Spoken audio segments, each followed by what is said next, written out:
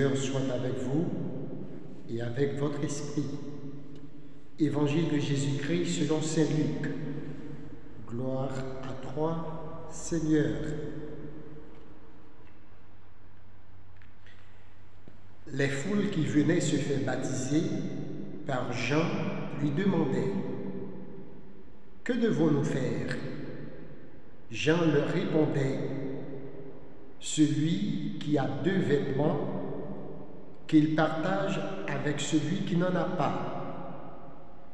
Et celui qui a de quoi manger, qu'il fasse de même. » Des publicains, collecteurs d'impôts, vinrent aussi se faire baptiser et lui dire: « Maître, que devons-nous faire ?»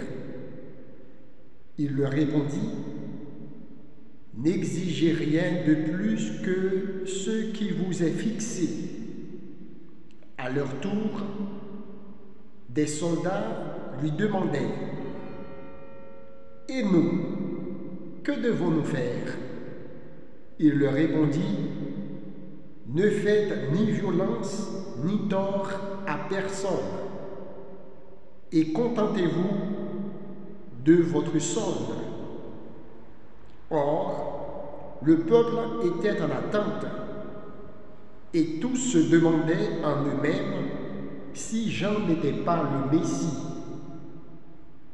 Jean s'adressa alors à tous: « Moi, je vous baptise avec de l'eau, mais il vient, celui qui est plus puissant que moi.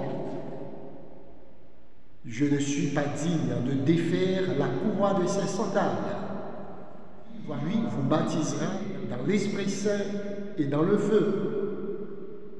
Il tient à la main la pelle à vanner pour nettoyer son aire, à battre le blé, et il amassera le grain dans son grenier. Quant à la paille, il la brûlera dans un feu qui ne s'éteint pas. » Par ces exhortations et bien tant d'autres encore, il annonçait au peuple la bonne nouvelle. Acclamons la parole de Dieu. Louange à toi, Seigneur Jésus.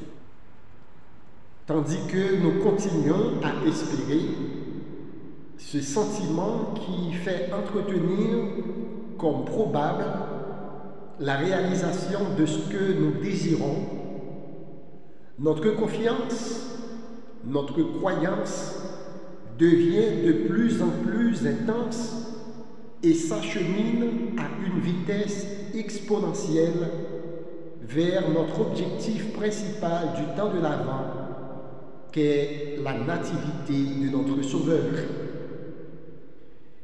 Telle est l'explication de notre joie inextinguible en ce 3e dimanche de l'Avent, communément appelé dimanche Gaudete, qui correspond au terme létaré du 4e dimanche de Carême et qui signifie « Réjouissez-vous ».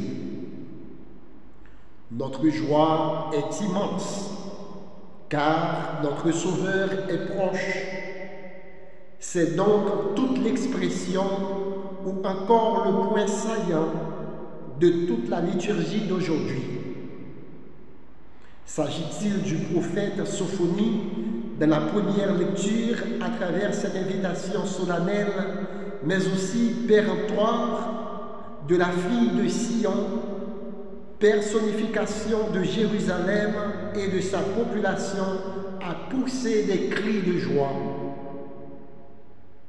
La réponse à cette lecture de la part du psalmiste n'est pas différente. Ainsi dit-il: « Jubilez, criez de joie, habitants de Sion. » S'agit-il de saint Paul dans sa lettre aux Philippiens?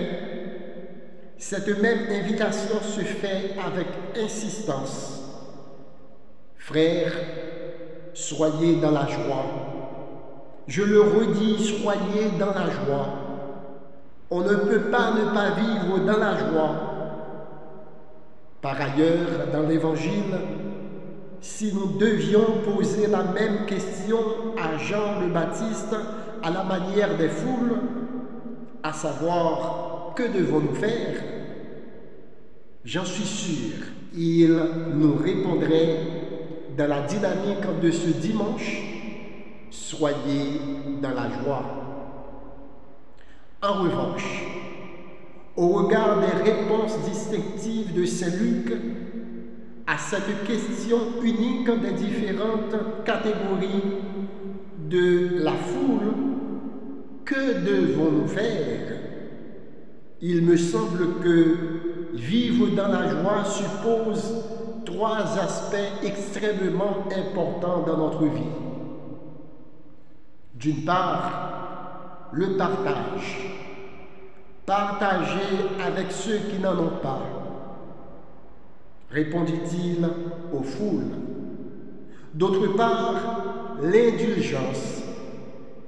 N'exige rien de plus que ce qui vous est fixé, répondit-il aux publicains. Finalement, vivre dans la joie consiste à fuir toute violence, toute incrimination et toute jalousie. Ne faites violence à personne, n'accusez personne à tort et contentez-vous de votre solde, répondit-il aux soldats.